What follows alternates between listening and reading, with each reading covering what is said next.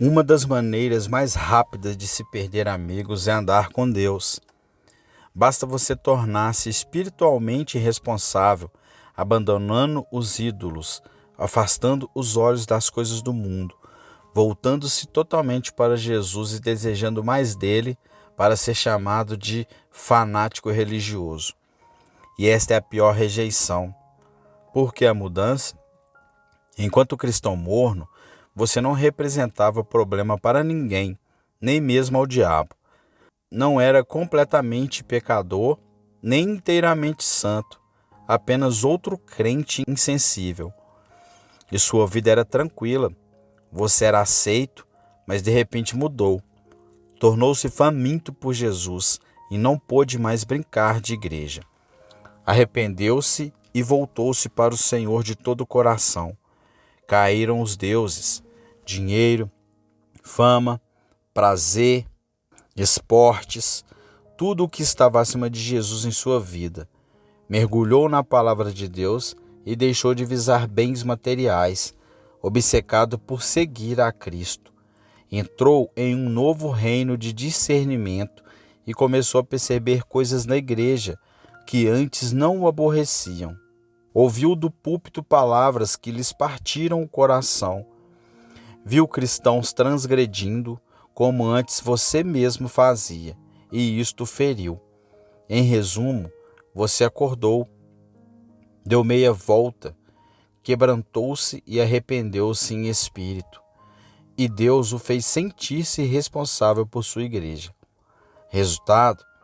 Agora a família e seus amigos acham que você está louco.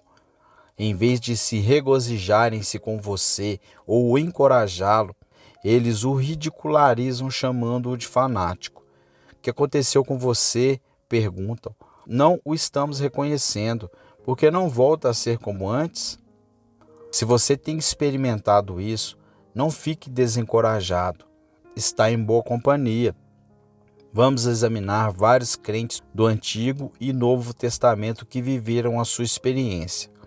Moisés foi tocado maravilhosamente por Deus e despertado em seu íntimo com respeito à escravidão de seu povo. Ficou tão entusiasmado pela promessa de libertação que correu a compartilhá-la com outros. Veio-lhe a ideia de visitar seus irmãos. Cuidava de que seus irmãos entenderiam que Deus os queria salvar por intermédio dele, porém não compreenderam. Atos capítulo 7, versículo do 23 ao 25. Moisés e sua visão foram repelidos. Mas por quê? Moisés era o mais manso homem da terra, em comunhão constante com Deus. Não vivia em maior santidade que você. Agia profeticamente, conforme a vontade de Deus. Queria apenas que seus irmãos e irmãs atendessem para o que Deus estava prestes a fazer. Porém, sua espiritualidade os ofendeu, e eles o rejeitaram. Quem o fez soberano e juiz sobre nós? Quem você pensa que é? Anos atrás, o Espírito Santo despertou-me e aceitei o chamado do Senhor para a santidade. Levei a sério andar na verdade de Deus, e sua palavra tornou-se vida para mim. Comecei a ver coisas que nunca havia visto antes, e queria compartilhá-las com todos. Telefonava a pastores, explicando o que Deus me revelava. Muitos vieram ao meu escritório. Abria-lhes a Bíblia chorando e chamava sua atenção para as gloriosas verdades da entrega completa e pureza de coração. Achei que aqueles ministros veriam as mesmas verdades, que amariam a palavra e se ajoelhariam comigo para orar, pedindo um novo toque de Deus. Em vez disso, muitos apenas piscaram os olhos e pareceram confusos, e disseram coisas tais como: tem certeza de que você está bem? Ou, isto é pesado demais para mim. Quanto mais avistava Deus, menos eu os via. Era como se estivesse jogando água fria no meu rosto. Não queriam ouvir nada do que o Senhor compartilhara comigo. O que esperar? Volto a afirmar. Se o mesmo lhe acontece desde que foi despertado por Deus, você não está sozinho. A palavra de Deus mostra o que você deve esperar se estiver determinado a andar com Deus. 1. Ser rejeitado. 2. Expulso. 3. Ou apedrejado. Primeiro, você será rejeitado. Jesus advertiu: se vós fosseis do mundo, o mundo amaria o que era seu. Como, todavia, não sois do mundo, pelo contrário, dele vos escolhi. Por isso o mundo vos odeia. João capítulo 15, versículo 19. Mostre-me um crente que se tornou amante e anunciador da verdade, e eu lhe mostrarei um rejeitado e perseguido por toda a igreja morna. Se você desistir deste mundo, ele rapidamente desistirá de você. Jesus tinha muitos seguidores, até estes perceberem que sua pregação era muito dura e exigente. A multidão amante de milagres, ao ouvir suas afirmações, abandonou-o, murmurando: essa palavra é muito dura. Quem pode recebê-la? Então Jesus voltou-se para seus discípulos e perguntou: vocês também me abandonarão? Em outras palavras, minha palavra é dura para vocês também? Pedro respondeu-lhe: Senhor, para quem iremos? Tu tens as palavras de vida eterna. João capítulo 6, versículo 68. Não, Pedro e o restante dos discípulos não iriam embora. Amavam a palavra rejeitada pelas outras pessoas, sabendo que produziria neles valores eternos. Queriam seguir a verdade, não importava o preço. Esta é a questão a ser enfrentada pelos cristãos nesses últimos dias. Desviar-nos-emos da verdade que nos convence e chama a atenção para os nossos pecados e nos manda derrubar nossos ídolos? Ignoremos a verdade que induz-nos a afastar nossos olhos do materialismo, das coisas do mundo e de nós mesmos? Permitiremos ao Espírito Santo nos sondar e revelar? Os amantes e anunciadores da verdade desejam vir à luz para terem seus atos secretos revelados, pois todo aquele que pratica o mal aborrece a luz e não se achega para a luz, a fim de não serem arguidas as suas obras. Quem pratica a verdade aproxima-se da luz a fim de que as suas obras sejam manifestas, porque feitas em Deus. João capítulo 3, versículo 20 ao 21. A verdade expõe as coisas escondidas. Quando Jesus começou a espalhar sua luz sobre os pecados ocultos dos religiosos judeus, estes procuraram matá-lo. O mestre acusou-os: bem seis que sois descendências de Abraão, contudo procurais matar-me, porque a minha palavra não está em vós? Mas agora procurais matar-me a mim, que vos tenho falado a verdade. Quem é de Deus ouve as palavras de Deus. Por isso não me dais ouvidos, porque não sois de Deus. João capítulo 8, versículo 37, 40 ao 47. Multidões de cristãos não amam a verdade. Deus revelou o motivo. Eles escondem seus pecados e secretamente deleitam-se na justiça. Esses amantes da transgressão, porém, estão enganados, como os judeus do tempo de Jesus. Acreditam enxergarem claramente. Creem que são filhos de Deus, porém rejeitam energicamente toda a palavra que expõe a seus pecados secretos. Alguma coisa além da verdade mantém seus corações. Não tomam a palavra de Deus por pérola preciosa. Preferem dar maior atenção a um prazer oculto, pecado ou falso ensinamento que lhes satisfaça a carne. Mas o dia do ajuste de contas está chegando. Segundo a Bíblia, os que não ouvem a verdade brevemente a perderão. Então, será de fato revelado o ímpio, a quem o Senhor Jesus matará com o sopro de sua boca e o destruirá pela manifestação de sua vida. Ora, o aparecimento do iníquo é segundo a eficácia de Satanás, como todo poder e sinais e prodígios de mentira, e com todo o engano da injustiça aos que perecem, porque não acolheram o amor da verdade para serem salvos. É por este motivo, pois, que Deus lhes manda a operação do erro, para darem crédito à mentira, a fim de serem julgados todos quanto não deram crédito à verdade. Antes, pelo contrário, deleitaram-se com a injustiça. 2 Tessalonicenses capítulo 2, versículo do 8 ao 12. Você deve entender isso. Aqueles que o rejeitam o abandonam por causa da verdade. Têm uma boa razão para fazê-lo. Eles o veem com ameaça à sua falsa concepção de verdade. Sua vida perde do mundo e é uma advertência à acomodação e indiferença deles.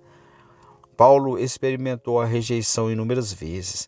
Ele escreveu a Timóteo: todos os da Ásia me abandonaram. 2 Timóteo, capítulo 1, versículo 15.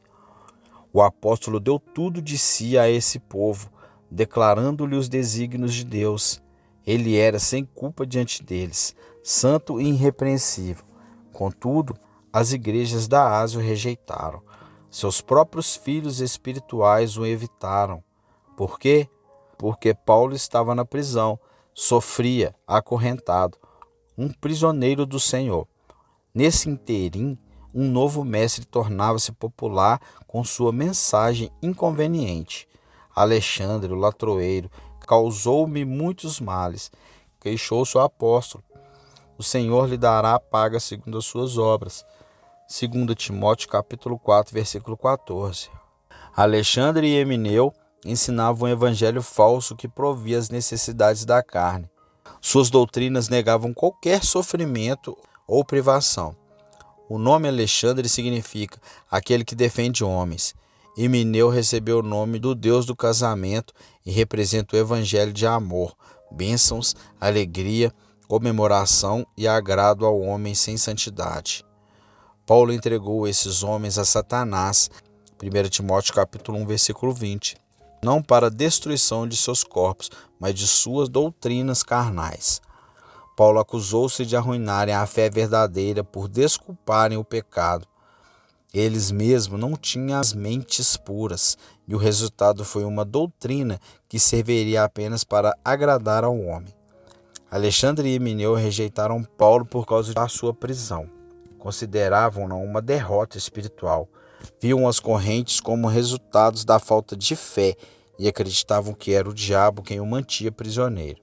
Certamente pensavam: se Paulo é tão santo e prega a Deus como todo-poderoso, por que sofre? Para quem não acreditava no sofrimento de cristãos, a permanência de Paulo na prisão era embaraçosa. Ainda existem entre nós pessoas que gostam de agradar. Muitos cristãos terão vergonha de você quando tiver de suportar tais provas. Acreditarão serem suas provas resultado de uma fé insuficiente ou de não ter recebido a mesma revelação que eles sobre doenças e sofrimentos. Segundo, você será rejeitado. Jesus advertiu os discípulos da rejeição que haveriam de enfrentar. Eles vos expulsarão das sinagogas, mas vem a hora em que todo o que vos matar julgará com isso tributar culto a Deus. João capítulo 16, versículo 2. Em outras palavras, tenho dito essas coisas para que vocês não se escandalizem. Não fiquem surpresos quando a igreja morna mandá-los embora, porque não conhecem o Pai e nem a mim. Certa vez Jesus curou um jovem nascido cego. Quando os seus olhos se abriram, ele ficou felicíssimo, estava enxergando. Mas os religiosos fariseus o conduziram a um interrogatório. Todavia, tudo o que ele declarou foi: uma coisa eu sei, eu era cego e agora eu vejo. João capítulo 9, versículo 25. E em resposta a essa indagação sobre Jesus, acrescentou esta revelação: se este homem não fosse de Deus, nada poderia ter feito. Os líderes religiosos alegraram-se com a cura do jovem? Não. Achavam um absurdo alguém nascido em pecado querer ensinar-lhes alguma coisa pelo seu testemunho e o expulsaram da sinagoga. O jovem, curado de cegueira, representa um remanescente santo, cujos olhos estão sendo abertos à santidade divina. Siga em frente e testifique, como ele, dando glória a Deus. Eu era cego e agora vejo. Porém, esteja divertido. Aqueles que não aceitaram sua nova visão o expulsarão, dizendo: quem o constituiu nosso mestre? Se você pretende andar com Cristo, deve preparar-se para sofrer. Se o mundo vos odeia, Sabei que, primeiro do que a vós outros, me odiou a mim. Tudo isso, porém, vos farão por causa do meu nome, porquanto não conhecem aquele que me enviou. João capítulo 15, versículo 18 a 21. Quem censurou a Jesus, colocou vergonha sobre sua cabeça e difamou seu nome? A multidão religiosa centralizada no homem, assim como Cristo andou neste mundo e foi sujeito à rejeição, você também o é. Se o mundo persegue e censura, farão o mesmo a todos que morrem para si próprios por causa dele. É a relação da multidão religiosa. Porém, você pode também achar que, por se tratar de uma igreja morna, as pessoas não criticarão o que alguém pensar. Já ouvi de cristãos ansiosos: minha igreja está morta. Que farei? A resposta pode ser encontrada no livro de Atos. Paulo entrou em muitas sinagogas, tentando persuadir os frequentadores de igrejas mornas a aceitarem Jesus. Esperava que o ouvissem mais. Em resposta, expulsaram-na da região. Siga esta advertência. Faça como Paulo. Saia. Ele sacudiu contra aqueles o pó de seus pés. Atos capítulo 13, versículo 51. Paulo preveniu os religiosos judeus. Cumpria que a vós outros, em primeiro lugar, fosse pregada a palavra de Deus. Mas, posto que a rejeitais, nos volvemos para os gentios. Se você pertence a uma associação ou igreja que já ouviu a verdade e se manteve indiferente, deixa. Você não conseguirá mudar nada, mas eles podem mudar você. Que comunhão há da luz com as trevas? Retirai-vos do meio deles, separai-vos, diz o Senhor. Não toqueis em coisas impuras, eu vos receberei. 2 Coríntios capítulo 6, versículo 14 a 17. Terceiro, você será apedrejado. Se você sustentar o seu compromisso com Jesus, mesmo na iminência de ser expulso, a igreja morna será pronta para apedrejá-lo. E apedrejavam a Estevão, que invocava e dizia: Senhor Jesus, recebe o meu espírito. Atos capítulo 7, versículo 59. Quem apedrejou Estevão? O conselho religioso de maior prestígio na época. Atos capítulo 6, versículo 12. Estevão colocaram-se contra o sistema religioso. Ele tinha os olhos fixos em Jesus, apesar de odiado por aqueles homens que supostamente amavam a Deus. Veja a maldade desses líderes religiosos. Ouvindo eles isto, enfureciam-se nos seus corações e rilhavam os dentes contra ele. Eles taparam os ouvidos e unânimes arremeteram contra ele. Atos capítulo 7, versículo dos 54 a 57. O que nesse homem injusto irritava tanto os religiosos? Talvez a verdade que pregava.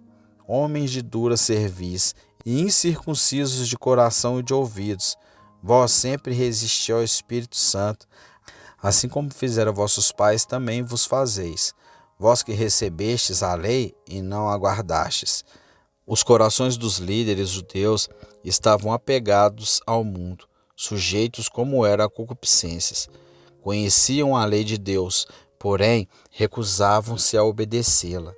Agora, a espada de dois gumes da verdade penetrou no mais profundo de seus corações. O testemunho de Estevão, afirmando ver o céu aberto, fez explodir sua ira. Mas Estevão, cheio do Espírito Santo, fitou os olhos no céu e viu a glória de Deus, e Jesus, que estava à sua direita, e disse: Eis que vejo os céus abertos e o Filho do Homem em pé à destra de Deus. Eles, porém, clamando em alta voz, taparam os ouvidos e, unânimes, arremeteram contra ele, e, lançando-o fora da cidade, o apedrejaram. O apedrejamento provavelmente não tomará forma literal em sua vida. Pense dessa forma.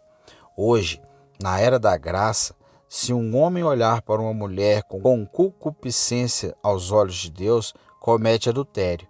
Se alguém odeia, é assassino.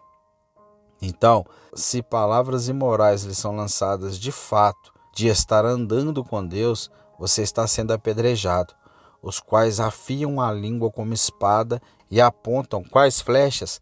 Palavras amargas. Salmos capítulo 64, versículo 43. Jesus ensinou a parábola do dono de uma vinha. No tempo da colheita, enviou 3 de seus servos para receber as frutas. Porém, o encarregado da vinha espancou a um e matou o outro e apedrejou o terceiro. Mateus capítulo 21, versículo 35. Assim ocorre hoje. Deus envia seus sentinelas para juntarem-se à colheita de sua vinha. Porém, em vez de serem ouvidos e aceitos, são recebidos com ódio e apedrejados com palavras aguçadas. Não foi diferente com Josué e Caleb na história contada em Números, capítulo 13, versículo 14. Os israelitas queriam apedrejá-los por convocarem o povo e confiar em Deus. Josué e Caleb declararam ousadamente: vamos subir imediatamente e tomar posse dessa terra, pois estamos bem prontos a conquistá-la. Mas os outros espiões estavam com medo. Há muitos gigantes e altas muralhas. Vamos escolher outro líder e voltar ao Egito. Moisés e os 2 fiéis espiões entristeceram-se com a incredulidade do povo. Os israelitas foram aconselhados a não se rebelarem contra o Senhor, nem temerem o povo da terra, porque o Senhor estaria com eles. Contudo, esta foi a resposta do povo. Apesar disso, toda a congregação disse que os apedrejassem. Porém, a glória do Senhor apareceu na tenda da congregação a todos os filhos de Israel. Disse o Senhor a Moisés: até quando não crerão em mim? Números capítulo 14, versículo 10 e 11. Por que um chamado à obediência provocaria tal reação? Por que transgressões e descrenças andam de mão dadas? Preso o coração a um ídolo ou concupiscências, a descrença toma conta. Depois disso, todas as pregações contra a transgressão irritam a consciência e a pessoa acaba lutando com Deus, mesmo que confesse seu nome cegamente. Creio que, como Estevão, podemos dizer: vejo o céu aberto. Como Josué, Caleb e Moisés, podemos advertir: não se rebelem contra o Senhor. Podemos ter uma visão clara de Jesus, a palavra penetrante da verdade e a certeza de que ele provocará a ira daqueles incircunciosos de coração. Qual é a nossa resposta? Como reagiremos quando rejeitados, expulsos ou apedrejados? Sigamos o exemplo de nosso Mestre Jesus, a ovelha que não abriu a sua boca. Seus atos nos advertem. Não peçam para cair fogo do céu sobre os que abusam de vocês. Orai pelos que vos perseguem. Mateus capítulo 5, versículo 44. Quando somos injuriados, bendizemos. Quando perseguidos, suportamos. 1 Coríntios capítulo 4, versículo 12. Não tenho simpatia por profetas arrogantes, independentes, que combatem, ameaçam, lançam maldições. No Antigo Testamento, Simei pertence à família de Saul. De uma colina atirava pedras em Davi, enquanto o rei fugia de Jerusalém e de seu filho rebelde Absalão. O capitão do exército ficou indignado, porque amaldiçoaria este cão morto ao rei meu senhor? Deixe-me passar e lhe tirarei a cabeça. Respondeu o rei: ora, deixe-o amaldiçoar, talvez o Senhor olhará para a minha aflição e me pagará com bem a sua maldição deste dia. 2 Samuel, capítulo 16, versículo do 9 ao 12. A face de Moisés brilhou depois de subir a montanha e isolar-se com Deus. O povo percebeu, mas ele próprio não tinha consciência do que estava acontecendo. Mais tarde, teve de colocar um véu sobre o rosto por causa do reflexo da santidade de Deus sobre ele. Moisés, assim como Estevão, não se vangloriou do toque de Deus. Esses homens não se vestiam de vaidade, nem se proclamavam profetas. Não procuravam amedrontar o povo com alguma nova ou especial revelação. Nem se vestiam de falsa piedade. A humanidade é a marca da alma dependente de Cristo. Pessoas assim não têm orgulho ou pretensão de exclusividade. Pagamos um preço por andar com Jesus, mas temos uma grande recompensa. Há outras recompensas, Mateus capítulo 19, versículo 29. Mas mencionei esta porque nela se resume tudo o que precisamos. Quando Paulo foi aprisionado em Jerusalém, líderes religiosos queriam matá-lo. Acusavam-no de manchar o lugar santo e pregar falsas doutrinas. Sua vida estava em jogo. Os soldados, temendo que Paulo fosse feito em pedaços, levaram-no para um castelo, fora do alcance daquela gente furiosa. Na noite seguinte, o próprio Senhor falou com Paulo. E que palavra ele trouxe! Anime-se, há mais problemas por vir. O preço de seguir Jesus pode ser avaliado pela vida desses homens de Deus. Se quisermos ser como mestre, devemos assumir seu custo também. Suportá-lo, porém, torna-se uma alegria, porque Jesus estará sempre conosco. Enfrentamos qualquer situação ou pessoa quando sabemos que o Senhor está conosco. Então, calcule o custo de seguir a Jesus e saiba que a recompensa é a sua presença preciosa. Amém.